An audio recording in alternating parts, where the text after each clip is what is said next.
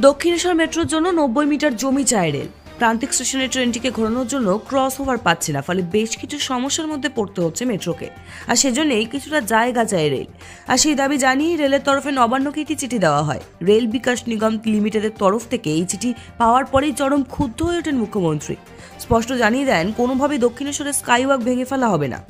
জীবনের শেষ রক্তবিন্দু দিয়ে হলেও তা রক্ষা করবেন বলে জানান মমতা বন্দ্যোপাধ্যায়।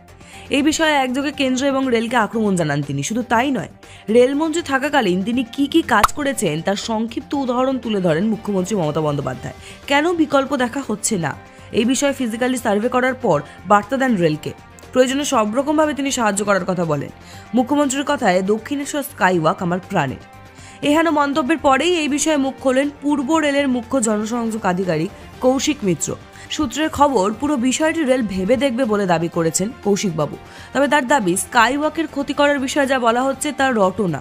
কখনোই স্কাইওয়াকের ক্ষতি হোক তা চায় না রেল। এয়ার স্পেসে শুধু যেটুকু জায়গা প্রয়োজন, কোনো জমি প্রয়োজন নয় বলে জানিয়েছেন মুখ্য সংযোগ আধিকারিক।